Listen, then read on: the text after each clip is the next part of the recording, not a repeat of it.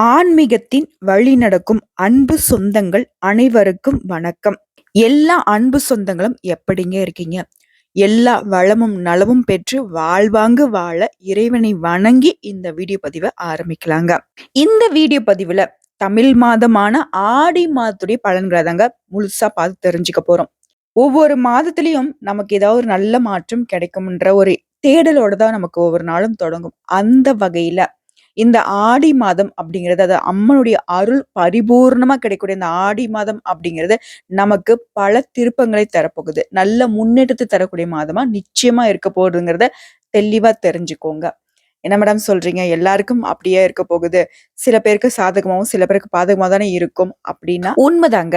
சாதகமா இருக்கக்கூடிய உங்களுக்கு இன்னும் சிறப்பா நீங்க மாத்திக்க முடியும். பாதகமா இருக்கு அப்படின்னாக்க பல விதங்கள்ல நீங்க எப்படி அதை சரி செய்யணுமோ அந்த விஷயங்களை நம்ம குறிப்பிட்டு பேசலாம். அந்த வகையில முதல்ல இந்த ஆடி மாதம் அப்படின்னா என்ன? இந்த ஆடி மாதத்துடைய சிறப்பு என்ன? இந்த மாதத்துல நான் எந்த தெய்வங்களை வழிபாடு செய்யணும்? அவங்கள நான் எப்படி வழிபாடு செய்யணும்? அதன் காரணமா என்னோட வாழ்க்கையில எந்த மாற்றம் வரும்? அப்படிங்கிறத பொறுத்துதான் நம்மளுடைய பலன்கள் இருக்க போகுது. ஆடி மாதம் அப்படின்னாவே கோயில்கள்ல தினம் தினம் வந்து பாத்தீங்கன்னா திருவிழா கோலம் தாங்க.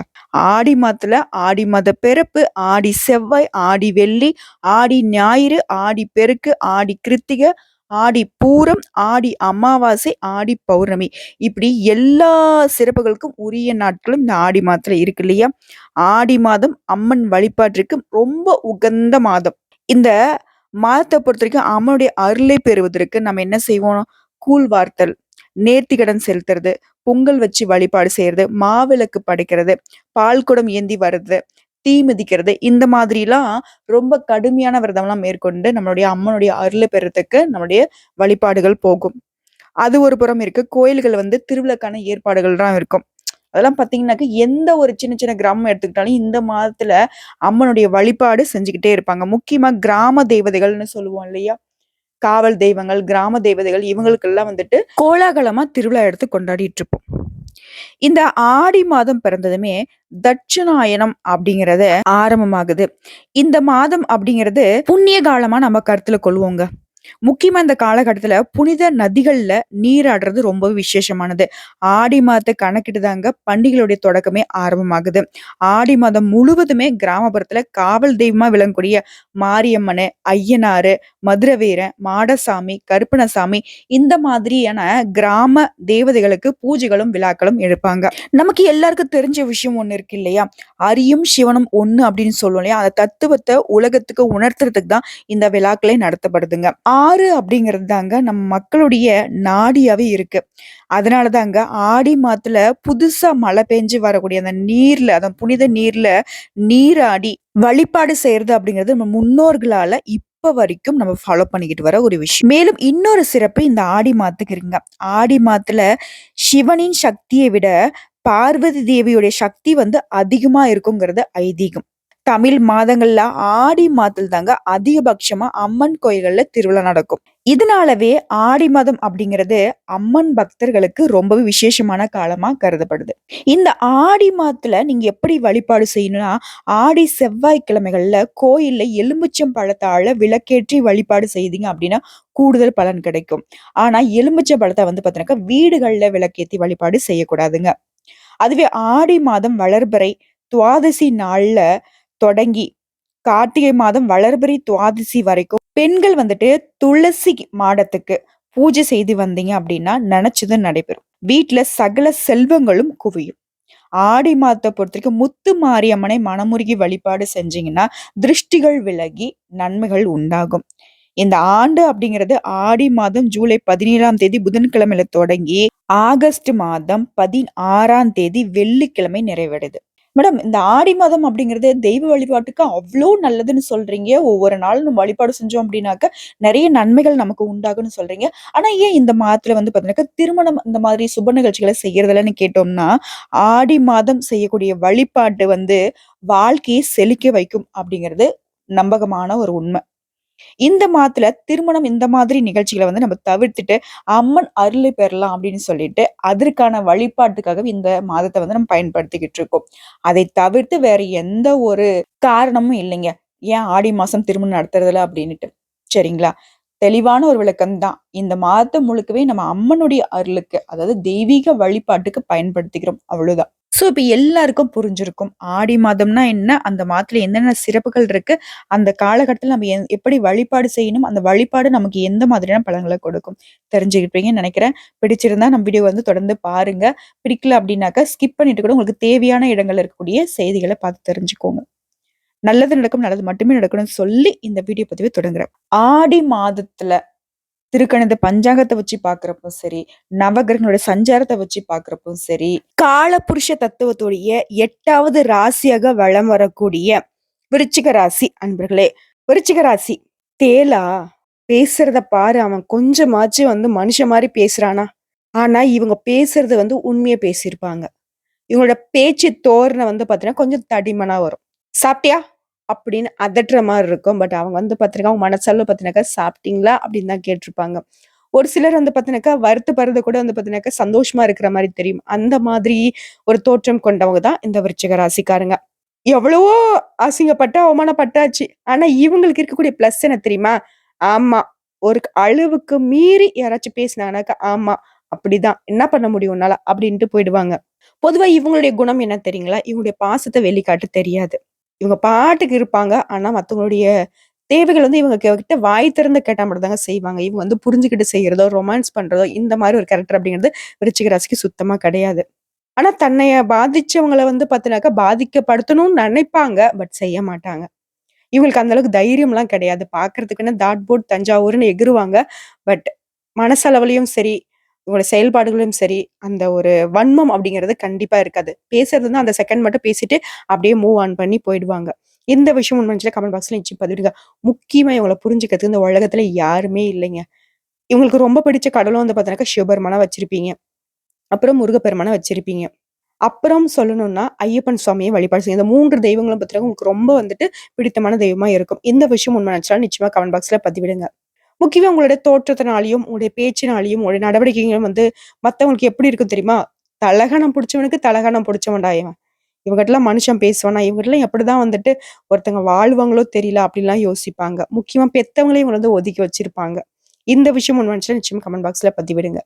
கூட பொறந்தவங்களோ யாருமே இவங்களுடைய மனசளவுல புரிஞ்சுகிட்டு இருந்தாங்க அப்படின்னா, இவங்க உசிரையும் கொடுப்பாங்க. ஆனா அப்படி ஒரு ஆள இப்ப வரைக்கும் இவங்க தேடிக்கிட்டு தான் இருக்காங்க.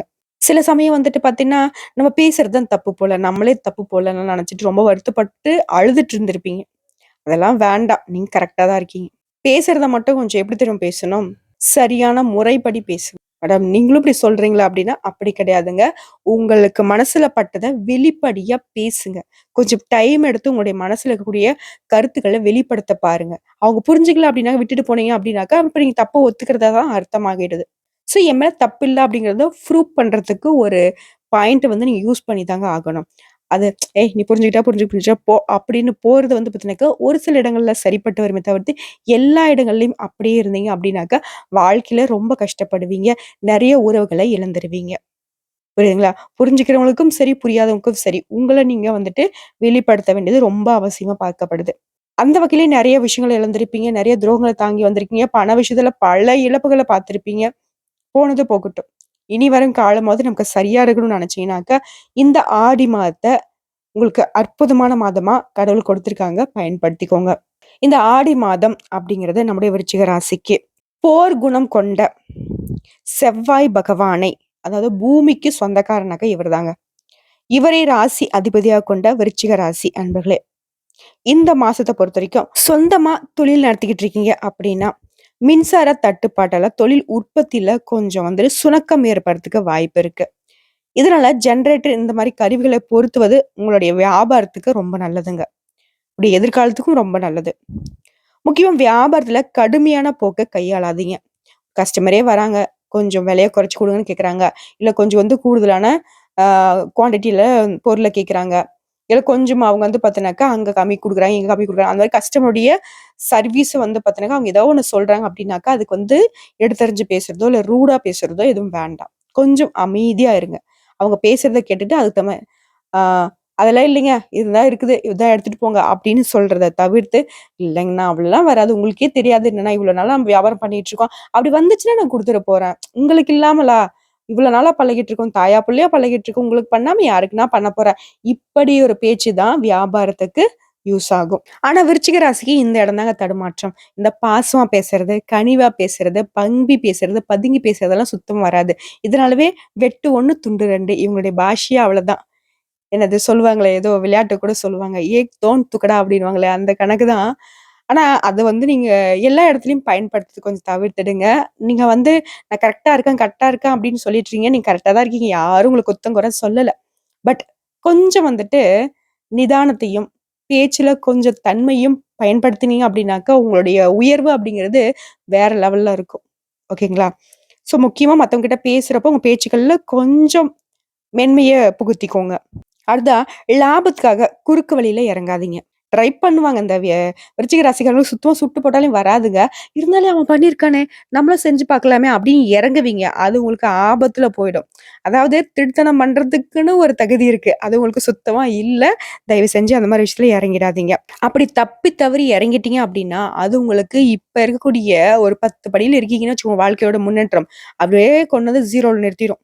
சறுக்கலான பாதைக்கு வந்துருவீங்க. அந்த மாரி விஷயத்த வந்து யோசிக்கவே யோசிக்காதீங்க. அடுத்ததா சொந்த பந்தங்கள்லாம் வந்து பார்த்தீங்கன்னா, உங்களுக்கு ஆதரவா இருப்பாங்க, இந்த காலகட்டத்துல. முக்கியமா அதற்காக பாடுபடுவீங்க. பாடுபட்டு பிரிஞ்சு போனவங்களெல்லாம் ஒண்ணா சேர்ப்பீங்க. ஓகேங்களா? சின்ன சின்ன வியாபாரிகள், தொழிலுக்கு தகுந்த மாரி வருமானத்த பெருக்கிக் கொள்வீங்க. இந்த காலகட்டத்துல அந்த மாரி ஒரு வாய்ப்பு கண்டிப்பா கிடைக்கும்.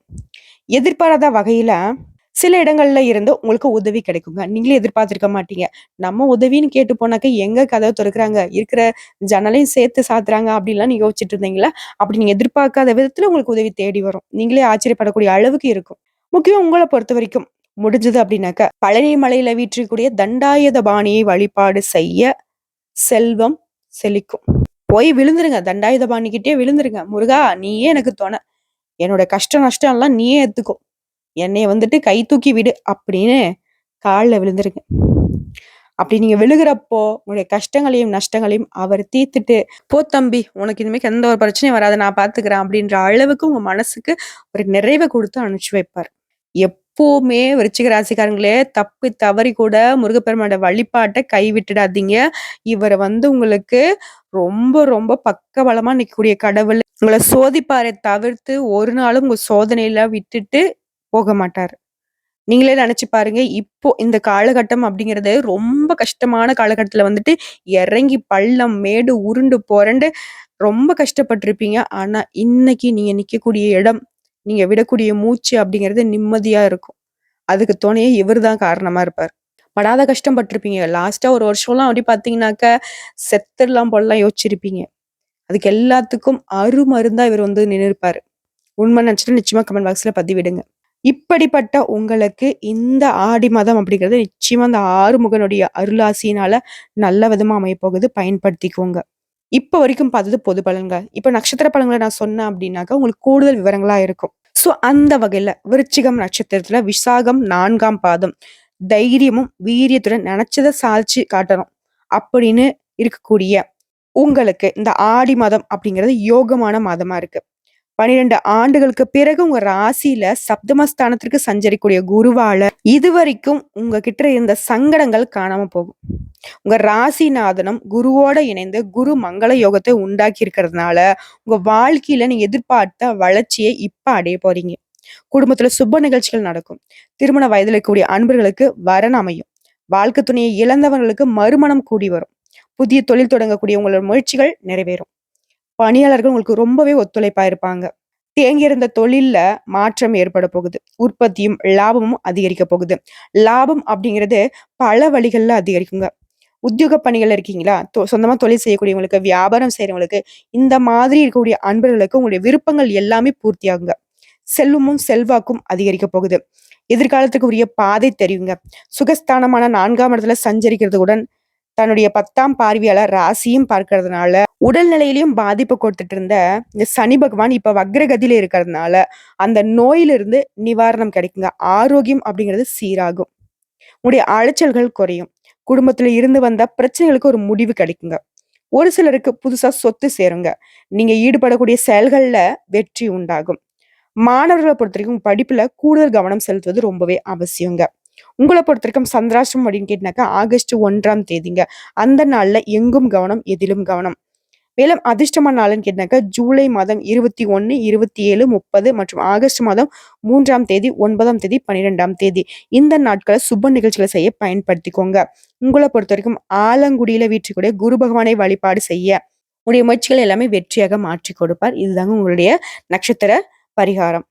அடுத்த அனுஷ நட்சத்திரத்தை பொறுத்தவரைக்கும் எதிலுமே ஒரு நீதி, நியாயம் பார்த்து விவேகத்துடன் செயல்பட்டு வெற்றி காணும் உங்களுக்கு இந்த ஆடி மாதம் அப்படிங்கிறது நினைச்சதை நிறைவேத்தி கொடுக்கக்கூடிய ஒரு மாதமா பிறந்திருக்கு. சுகஸ்தானத்தை சஞ்சரிச்சு சங்கடமான பலனை வழங்கி வந்த இந்த நட்சத்திரநாதன் இருக்கார் இல்லையா, அந்த சனி வக்ரம் அடைந்திருக்கிறதுனால இதுவரைக்கும் உங்களுக்கு இருந்த சங்கடங்கள் விலக போகுது. உடல்நிலை சீராகும். உடைய கனவு அப்படிங்கிறது நனவாக போகுது. உங்களுடைய துணிச்சலான செயல்பாடு அப்படிங்கிறது உங்களுக்கு நினைச்சதை சாதிச்சு காட்டும். உங்களுக்கு இருந்த தடைகள் விலகும். குருவுடைய பார்வை வந்து உங்க ராசிக்கு உண்டாகிறதுனால செல்வாக்கு உயருங்க. நெருக்கடிகள் நீங்கும். பொருளாதார நிலை அப்படிங்கிறது உயரப்போகுது. மத்தவங்களுக்காக நீங்க உதவி செய்யக்கூடிய அளவிற்கு உங்களுக்கு முன்னேற்றம் உண்டு. ஒரு சிலருக்கு புதுசா சொத்து சேர்ப்பீங்க. குடும்பத்துல சுப நிகழ்ச்சிகள் நடக்கும். லாபஸ்தானத்துல கேது பகவான் சஞ்சரிக்கிறதுனால குருவோட பார்வையும் அங்கேயே இருக்கிறதுனால வருமானம் உயருங்க. ஆன்மீகவாதிகளா இருந்தீங்க அப்படின்னாக்க இந்த காலகட்டம் அப்படிங்க உங்க செல்வாக்க உயர்த்துங்க. வெளிநாட்டு தொடர்பால லாபம் அதிகரிக்கும். பணியாட்களா இருக்கீங்க அப்படின்னாக்கா மத்தவங்களுடைய ஒத்துழைப்பு அப்படிங்கிறது உங்க நிலையை உயர்த்தி காட்டும். வருமானம் அதிகரிக்கும். அரசியல்வாதிகளுக்கு புதிய பொறுப்பு வருங்க. திருமண வயதுல இருக்கக்கூடியவங்களுக்கு நல்ல வரன் அமையும். டிவோர்ஸ் ஆனவங்களுக்கு, அப்புறம் தன்னுடைய துணையை இழந்துட்டவங்களுக்கு, அவங்களுக்குலாம் இந்த காலகட்டம் அப்படிங்கிறது மறுமணத்திற்கு முயற்சி செஞ்சீங்க அப்படின்னாக்க வெற்றி உண்டாகும். நிறைவேற்றாமல் இருந்த வேண்டுதல்கள் எல்லாமே தெய்வத்துங்களுக்கு வச்சிருப்பீங்க இல்லையா, அந்த வேண்டுதல்கள் எல்லாமே இந்த காலகட்டத்துல நிறைவேற்றிடுவீங்க. குடும்பத்தோட கோயிலுக்கு சென்று நிறைவேற்றுவீங்க. வித்யாகாரகன், அதாவது கல்விக்கு உரிய தெய்வமான புதன் பகவானுடைய வக்ரம் அப்படிங்கிறது மாணவரோட படிப்புல அக்கறை கொள்வது ரொம்பவே நல்லதுன்னு எச்சரிக்கை உணர்வை தூண்டுறாரு. ஏன்னா இவர் வந்து வக்ரகதியில இருக்கிறது. நீங்க கவனமா படிச்சீங்கன்னா மட்டும்தான் உங்களுக்கு நல்ல பலன். உங்களை பொறுத்த வரைக்கும் சந்திராஷ்டமம் அப்படின்னு கேட்டீங்கன்னாக்கா ஆகஸ்ட் 1ஆம் தேதி, 2ஆம் தேதி இந்த நாட்கள்ல எங்கும் கவனம், எதிலும் கவனம். அடுத்து அதிர்ஷ்டமான நாளுன்னு கேட்டீங்கன்னாக்கா ஜூலை மாதம் 26, 27, ஆகஸ்ட் மாதம் 8ஆம் தேதி, 9ஆம் தேதி இந்த நாட்களை சுப நிகழ்ச்சிகளை செய்ய பயன்படுத்திக்கோங்க. உங்களை பொறுத்த வரைக்கும் பரிகாரம் அப்படின்னு கேட்டீங்கன்னாக்கா ஜெய் ஸ்ரீராம்னு சொல்லக்கூடிய அனுமனை வழிபாடு செய்ய உங்களை சங்கடங்கள் யாவும் விலகி போங்க. அடுத்ததா கேட்டை நட்சத்திரம். மனசுல உறுதியும் வலிமையும் கொண்ட உங்களுக்கு இந்த ஆடி மாதம் அப்படிங்கிறது அதிர்ஷ்ட வாய்ப்புகளை தேடி தரக்கூடிய மாதமா பிறந்திருக்கு. உடைய ராசிநாதன் செவ்வாயும் குருவும் சப்தமஸ்தானத்துல சஞ்சரிக்கிறது சப்தம பார்வையாக உங்க ராசியை பார்க்கறதுனால நீங்க மண்ணை தொட்டாலும் பொண்ணாகக்கூடிய காலகட்டங்க இது. உடைய வாழ்க்கையில இருந்த சங்கடங்கள் விலகிறதோட சந்தோஷத்தை அதிகரிக்க போகுது. உங்க நிலையில நீங்க எதிர்பார்த்த முன்னேற்றம் தோன்றும். புதுசா பாதை தெரிய போகுது. தம்பதிகளுக்கிடையே இருந்து வந்த சங்கடங்கள் விலக போகுது. ஒரு சிலருக்கு திருமணம் நடைபெற போகுது. உடல்நிலையில இருந்து வந்த பாதிப்புகள் விலக போகுது. நோயில் இருந்து முழுமையா மீண்டு வர போறீங்க. மாதத்துடைய முற்பகுதியில பாக்கியஸ்தானத்துல சஞ்சரிக்கூடிய சுக்கிரனால உங்களுடைய கனவுகள் நனவாக போகுது. பொன் பொருள் சேருங்க. உங்களுடைய முயற்சி ஸ்தானத்துல குருவினுடைய பார்வை இருக்கிறதுனால உங்களுடைய முயற்சி அப்படிங்கிறது வெற்றியை கொடுக்கும். உங்களுடைய திறமைகள் வெளிப்பட போகுது. முக்கியமா வேலை செய்யக்கூடிய இடத்துல செல்வாக்கு அதிகரிக்கும். வேலைக்காக முயற்சி செஞ்சுட்டு இருக்கீங்க, வேலையே இல்லை அப்படின்னாலையும் சரி, இந்த காலகட்டத்துல முயற்சி செஞ்சீங்க அப்படின்னாக்கும் நீங்க எதிர்பார்த்த வேலை கிடைக்குங்க. வெளிநாட்டு முயற்சிகள் சாதகமா இருக்கும். மத்தவங்களால உங்களுக்கு ஏற்பட்ட நெருக்கடிகள் இல்லாம போகும். அடுத்ததான் புதன் பகவானுடைய சஞ்சார நிலையும் 5ஆம் இட ராகு சஞ்சரிப்பும் மேற்படிப்புல சில சங்கடங்களை ஏற்படுத்த வாய்ப்பு இருக்கு. இதனால இந்த காலகட்டத்துல மாணவர்கள் படிப்புல முழுமையா கவனம் செலுத்தி படிப்பது ரொம்ப நல்லது. உங்களை பொறுத்த வரைக்கும் சந்திராஷ்டமம் அப்படின்னு கேட்டீங்கன்னாக்கா ஆகஸ்ட் 2ஆம் தேதி, 3ஆம் தேதி இந்த நாட்கள்ல எங்கும் கவனம், எதிலும் கவனம். அதிர்ஷ்டமான நாள்னு கேட்டீங்கன்னாக்கா ஜூலை மாதம் 23, 27, ஆகஸ்ட் 5, 9, 14 இந்த நாட்களை சுப நிகழ்ச்சிகளை செய்ய பயன்படுத்திக்கோங்க. பரிகாரம் அப்படின்னு கேட்டீங்கன்னாக்கா மீனாட்சி சுந்தரேஸ்வரரை வழிபாடு செய்ய நன்மைகள் உண்டாகும். ஆக மொத்தம் இந்த ஆகஸ்ட் மாதம் அப்படிங்கிறது விருச்சிக ராசி அன்பர்களுக்கு ரொம்பவே அதிர்ஷ்ட வாய்ப்பை தரக்கூடிய மாதமா தான் அமைஞ்சிருக்கு. பயன்படுத்திக்கோங்க.